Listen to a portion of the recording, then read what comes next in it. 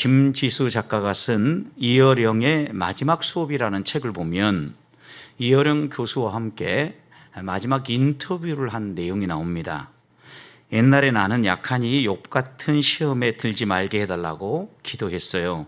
그런데 지금은 병을 고쳐달라는 기도는 안 해요. 왜냐하면 역사적으로도 부활의 기적은 오로지 예수님 한 분뿐이니까요. 나의 기도는 이것이에요. 어느 날 문득 눈 뜨지 않게 해 주세요. 내가 갈피를 넘기던 책, 내가 쓰던 차가운 컴퓨터, 그 일상에 둘러싸여 눈을 감고 싶어요. 이게 이어령 교수와 마지막 김지수 작가가 인터뷰한 마지막 내용이었다고 합니다. 누구나 자기의 죽음을 맞이할 때, 마무리할 때는 경건하게 죽음을 마무리하기 원하고 세상을 떠날 때도 그 뒷모습이 존엄하게 기억되기를 원합니다. 그래서 사형수도 형장에 가면서 만약 그 가는 길목에 물 웅덩이가 있다고 하면 조심히 그 물 웅덩이를 피하여 지나간다고 합니다. 흉악범도 죽을 때만큼은 착하게 죽는다고 합니다. 종교가 있든 없든지 간에 누구나 죽음 앞에서는 숙연해지는 것이 일반적인 태도라는 겁니다. 그런데 이어령 교수는 죽음 앞에서 어떤 사람이 신이 주는 선물, 신의 선물, 이것을 가지고 있느냐, 가지고 있지 않느냐에 따라서 그 사람이 죽음을 맞이하는 태도는 달라질 것이다 라고 이야기를 했습니다. 지금 우리 사회는 분명히 초고령 사회에 진입했습니다. 눈앞에 100세 시대가 열리고 있습니다. 그래서 사람들 가운데 대부분 소망하는 것은 어떻게 하면 마무리를 잘할 건가, 웰다잉에 많은 관심이 가 있다라는 겁니다. 웰다잉 하기 위해서 우리가 꼭 기억해야 될 것은 죽음을 당하면 안 되겠다라는 겁니다. 죽음을 당하는 것이 아니라 죽음을 맞이해야만 웰다잉이 가능하다는 건데, 죽임을 당한다라는 것은 어쩔 수 없이 불청객으로 다가오는 죽음에게 어쩔 수 없이 불가항력적으로 내 생명을 빼앗기는 경우 죽임 당한다, 이렇게 표현하는 겁니다. 여러분, 그런데 죽음을 준비하고 맞이한다라는 것은 누구나 경험할 수밖에 없는 죽음인데, 내가 그때를 예상하고 잘 준비해서 기쁨으로 맞이하려고 할 때 죽음을 우리는 맞이한다라고 표현할 수 있습니다. 어떻게 하면 유한한 인생을 마무리할 때 품위 있게 그리고 존엄하게 마무리할 건가 라는 부분을 고민한다면 준비해야 되고, 준비하는 사람이 웰다잉, 죽음을 멋지게 맞이할 수 있다는 말씀입니다. 그래서 사람들은 품위 있게 자신의 마무리, 죽음을 맞이하기 위해서 꼭 이 세 가지는 하라고 이야기를 합니다. 첫 번째는 유언입니다. 평소에 가족들이나 자녀, 지인들에게 남기고 싶은 말을 꼭 남기라는 것입니다. 저도 기회가 있을 때마다 여러분에게 말씀드리는 것은, 우리가 언제 죽음을 맞이할지 모르지만 미국 올랜도 CCC 국제본부에 갔을 때 동양권 안에서 퓨레널 미니스트리가 아주 의미 있다는 얘기를 듣고, 저는 기회 있을 때마다 시니어에게 강의할 때 이 강의를 꼭 합니다. 여러분이 살아있을 때 육성으로든 아니면 글로든 내 장례식 때 꼭 이것만큼은 틀어주세요, 읽어주세요라는 유언을 남기십시오 라고 당부합니다. 여러분, 이것이 죽음을 맞이하기 위해서 죽음이 엉격결에 우리에게 다가와서 당하는 것이 아니라 맞이하기 위해서 반드시 유언은 필요하다라는 겁니다. 두 번째 준비한 것은 살아있을 때 장례를 준비하라는 겁니다. 이것은 장례를 어떻게 치를 것인지를 준비하는 건데 단순히 비용만이 아닙니다. 어떤 방식으로 장례를 치를 것인지, 어떻게 내 남은 몸을 처리해 주기 원하는지를 자녀들에게 이야기하고 남기라는 것입니다. 그리고 세 번째 준비하는 것은 사전 의료 의향서를 꼭 쓰라고 이야기를 합니다. 이것은 연명치료 여부에 대한 나의 뜻을 먼저 표현하는 것입니다. 그래야만 우리들이 마지막 순간에도 죽임을 당하지 아니하고 죽음을 품위 있게 맞이할 수 있다는 말씀입니다. 여러분, 그런데 저는 그리스도인으로서 여기에 한 가지 꼭 더 해야 될 것이 있다고 생각합니다. 여러분, 그것이 무엇입니까? 살아있을 때, 우리의 목숨이 붙어 있을 때 꼭 준비해야 될 게 무엇입니까? 하나님 나라에서의 영원한 삶을 준비하는 것입니다. 예수님을 개인의 구주로 영접하고 그 주님을 나의 주님으로 모실 때 우리가 하나님 나라에서의 영원한 삶을 꿈꾸면서 죽음이 내 인생의 끝이 아니라 영원한 생명의 길로 들어가는 관문이라고 인정하면서 우리들이 죽음을 맞이할 수 있기 때문입니다.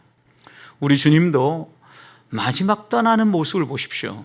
예수님이 십자가에 매 달리시면서 떠나시는 모습은 비록 사람들은 로마의 군병에 의해서, 종교 지도자들에 의해서 죽임당한다라고 표현할지 모르지만 예수님 편에서 본다고 하면 이 죽음은 당하는 것이 아니라 맞이하는 것이었습니다. 예수님 자신을 스스로 내어주셨고 십자가에 매어 달리셨고 그 모든 신문과 판결이 불법임에도 불구하고 이 길로만 우리 죄인이 대속받고 구원받을 수 있다라고 믿으셨기 때문에 마땅히 그 길을 걸어가신 것입니다.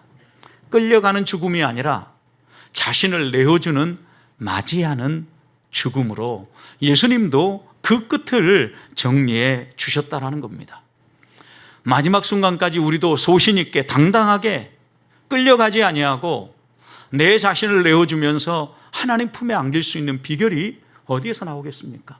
저는 오늘 이 밤에 우리가 이 순환일 예배, 예수 그리스도의 마지막 장면을 보면서 우리들도 지혜를 얻고 우리 주님이 십자가 위에서 테텔레스타이, 다 이루었다라고 외쳤던 것처럼 하나님 내게 맡겨주신 사명 나도 다 이루고 주님 품에 안깁니다. 이렇게 고백할 수 있는 믿음의 다짐과 결단이 있는 순환일 예배가 되시기를 주님의 이름으로 축복합니다. 44절부터 49절 보십시오. 예수님께서 십자가에 매달려 죽으실 때 일어났던 일들과 사람들의 반응이 기록됩니다. 예수님 운명하실 때가 제6시였습니다. 우리 시간으로는 6시간을 더하면 정오 낮 12시입니다. 정오의 빛이 완전히 사라져버렸습니다. 정오라면 찬란하게 햇볕이 빛나야 될 때 아닙니까? 그런데 아무런 빛도 한 점도 흘러나오지 않는 암흑천지가 되어버렸다는 겁니다. 어쩌다 한번 잠깐 계기 일식처럼 지나가는 흑암이 아닙니다. 얼마 동안이라고 기록하고 있습니까? 3시간 동안. 하나님은 이것이 하나님이 행하시는 일임을 분명히 알 수 있도록 3시간 동안 온 세상을 깜깜하게 흑암 속에 몰아넣으시고 아들을 내어주는 아버지의 아픈 마음을 드러내 보여주셨다라는 겁니다. 예수 그리스도가 십자가에 매어 달리는 우연히 일어난 일이 아닙니다. 하나님께서 기쁨으로 우리의 구원을 위하여서 내어주신 일이고 계획하신 일입니다. 그러니 햇빛조차도 빛을 잃고 놀라운 일들이 일어났던 겁니다. 하나님이 약속한 대로 조상들과 맺었던 언약을 따라서 이스라엘 백성을 애굽에서 구원해 내실 때 여러분 마지막 재앙이 무엇입니까? 흑암 가운데 장자들을 치는 것입니다. 여러분 흑암이 완전히 어둠 가운데 어둠의 사자가 애굽의 장자들 첫 새끼들을 칠 때 하나님은 이스라엘 백성들을 구원하시고 또 6월절 음식을 먹으면서 이 애굽에서 탈출하게 하지 않으셨습니까? 그와 마찬가지로 예수님이 이 흑암 가운데 6월절 어린 양으로 십자가에 매어 달림으로 우리들을 영적 새 이스라엘 백성으로 죄와 사망으로부터 탈출시키고 계신다는 말씀입니다.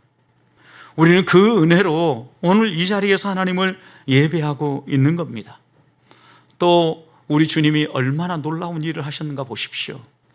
예수 그리스도께서 운명하실 때 성소와 지성소를 가운데에서 막고 구별하고 있었던 휘장이 위로부터 아래로 중앙이 찢어졌습니다. 그리고 더 이상 이제 성소와 지성소의 구분이 없어지게 되었습니다.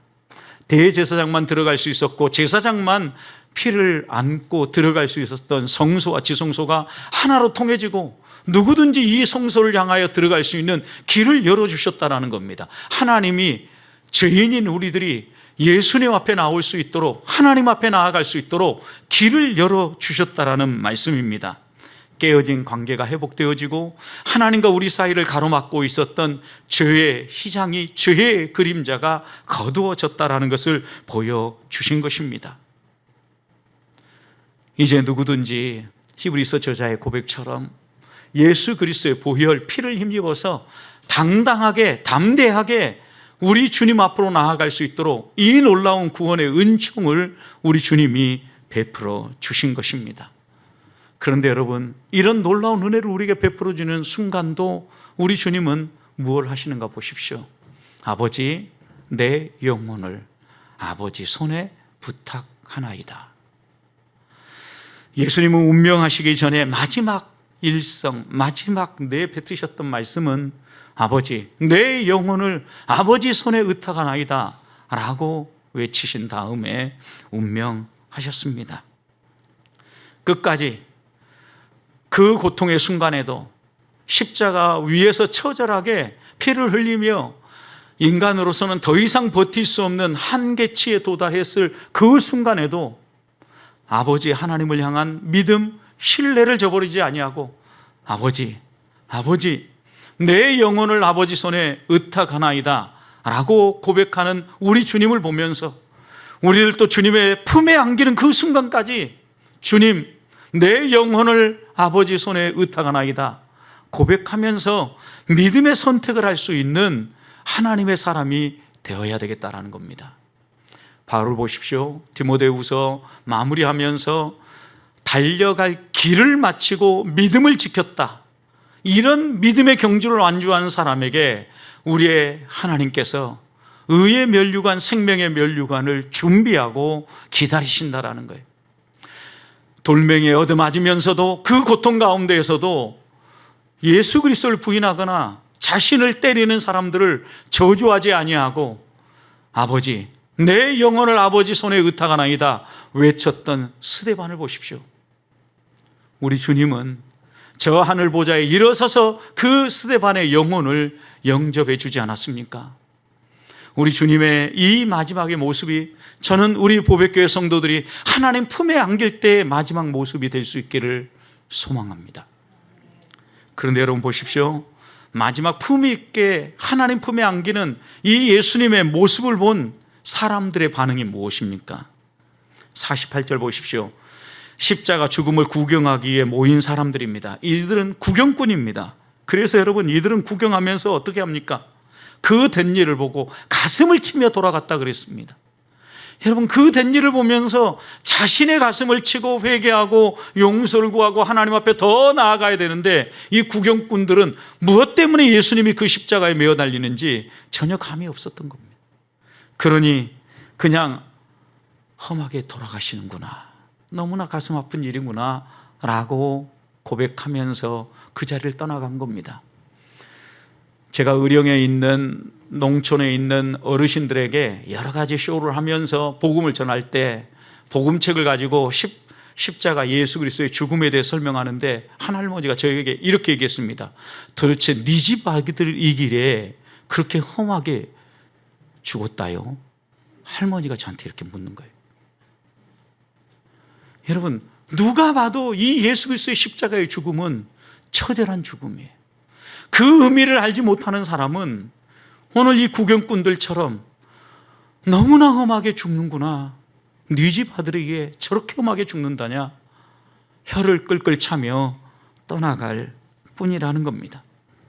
여러분, 이 모습을 보면서 우리는 다시 한번 웃을 것이 아니라 우리의 무뎌진 양심을 쳐야 합니다.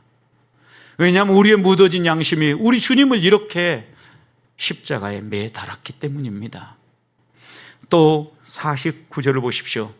예수님을 아는 사람들, 그리고 갈릴리에서부터 따라온 사람들입니다. 그들은 끝까지 예수님을 떠나지 않는, 조금 멀리 떨어져 서서 예수 그리스도의 죽음을 끝까지 지켜봅니다. 55절, 56절을 보십시오. 이들은 예수님이 운명하고 그 다음 아리마대 사람 요셉이 장사를 지낼 때 어떻게 합니까? 갈릴리에서부터 예수와 함께 온 여자들이 뒤를 따라 그 무덤과 그의 시체를 어떻게 두는지 봤다 그랬어요. 마지막 장례까지 어떻게 치러지는가 끝까지 놓치지 않고 지켜본 여인들이에요. 그러면서 이 장례가 마무리되어졌을 때 잽싸게 돌아가서 이 안식일 지나고 나면 예수님의 몸에 향품과 향유를 발라야 되겠다라고 생각하고 빨리 집에 가서 계명을 따라 안식일에 쉬면서 향품과 향유를 준비했다라는 거예요. 여러분, 예수님을 사랑하고 예수님을 끝까지 따라가는 사람의 모습을 보십시오. 여러분, 예수님이 십자가에 처형될 때도, 그가 묘에 안장될 때에도 시선을 놓치지 않습니다. 끝까지 따라갑니다. 남은 시신의 마지막 예를 다하기 위하여 안식일을 범하지 아니하고 향품을 준비하고 향유를 준비하지 않습니까? 여러분, 그러나 예수님의 제자들은 어땠습니까? 위험한 순간 다 도망갔습니다. 마가복음에 보면 제자들은, 마가라는 이 제자는요 얼마나 다급했는지 혼이불만 두르고 벗은 채로 도망갔다 그랬어요. 여러분, 혼집을 두르고 달려가다가 이 혼집을 마저 벗겨져 버린 거예요. 얼마나 당황했으면 벌거벗은 채로 뛰어 도망갔겠습니까? 죽더라도 예수님 끝까지 따라가겠습니다 호언장담했던 베드로는 닭 울음소리와 함께 3번씩이나 부인했던 자신의 모습에 통곡하지 않습니까? 왜 이들이 주님을 따르지 못했습니까? 두려움 때문이었습니다. 이 여인인들 두렵지 않았겠습니까? 그러나 두려움을 이기는 것은 사랑입니다. 이 여인들은 예수님을 사랑했기 때문에 자신들 앞에 어떤 일이 벌어진다 할지라도 포기할 수 없었고 그 발걸음을 멈출 수 없었던 겁니다. 저는 우리 보배교회 성도들이 이 갈릴리에서부터 따라왔던 여인들처럼 예수님을 향한 사랑이 흔들리지 않기를 소망합니다. 사랑이 두려움을 이기기 때문입니다. 아무리 이 세상이 우리를 공격하고 아무리 이 세상이 우리를 흔들어 놓는다 할지라도 주님을 향한 사랑이 흔들리지 않으면 결국은 그 사랑이 우리로 하여금 넉넉히 이기게 한다는 사실을 믿고 이 여인들처럼 끝까지 따라가는 성도들이 되기를 소망합니다. 여러분, 그런데 우리들이 눈여겨야 될 또 한 사람이 있습니다. 47절을 보면 이방인 백부장입니다. 이 백부장은 예수님의 죽음을 보면서 이렇게 외쳤습니다. 이는 정령 의인이다. 여러분, 마가복음 15장 39절에서는 이렇게 얘기했습니다. 의인이라는 표현은 이 사람은 진실로 하나님의 아들이로도다. 여러분, 누가복음에서는 진정 이 사람이 옳은 사람이다, 의인이라고 고백했는데 마가복음에서는 이 사람이야말로 진짜 하나님이 보낸 하나님의 아들 메시아다, 우리가 기다렸던, 너희들이 기다렸던 구원자다라고 외쳤던 겁니다. 여러분, 이 백부장은 평범한 로마의 군인이었습니다. 강인한 군인 정신으로 무장되어 있었던 평범한 군인이었을 것입니다. 그는 십자가 형틀에 처형당하는 수많은 죄수들을 보았을 것입니다. 그러나 이 예수 그리스도의 죽음만큼은 여러 죄수들의 모습과 사뭇 다르다라는 것을 그는 인지했던 것입니다.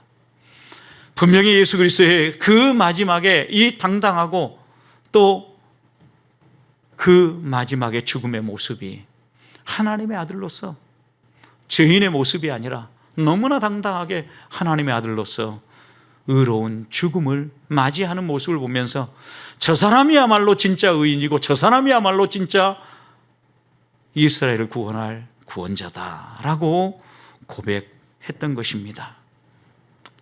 사랑하는 성도 여러분, 우리가 누구냐가 중요한 게 아닙니다. 내가 어떤 외적 조건을 갖췄느냐가 중요한 것이 아닙니다.